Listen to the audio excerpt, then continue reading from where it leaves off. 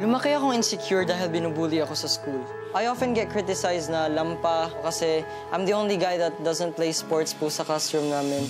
Bata pa lang ako, gusto ko nang sumikat. Pero pinagdududahan ko ang sarili ko dahil tinutukso ako ng mga tao. Bukod kay Kuya, isa rin ang music sa mga nag-comfort sa akin na one day magiging okay rin ang lahat. Hanggang sa nakapasok ako sa The Voice Teens. For the first time, nagkaroon ako ng friends na naging pamilya ko. Naging inspirasyon ko rin sila para ipagpatuloy ang mga pangarap ko.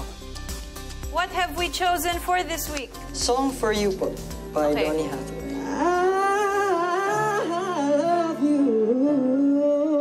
Napili ko po yung kanta dahil gusto ko pong i-dedicate ito mga kaibigan ko from The Voice Teens.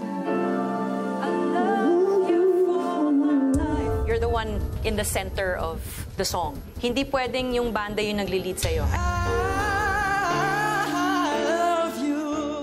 Naalala mo kung ano to? Yung pinakitang picture po ni Coach Lea sa akin is yung sinulat ko po nung 8 years old po ako sa cabinet ko na I wanted to be a hitmaker po. I'm showing this to you para hindi mo makalimutan kung ano yung talagang naging panaginip mo nung bata ka pa. If you touch audiences this week with that song, they will vote. Kailangan mo talagang kumapit sa puso ng kanta.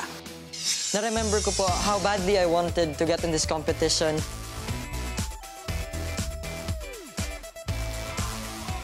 Ngayon nandito na po ako, gagawin ko ang lahat para makaabot ako sa Grand Finals.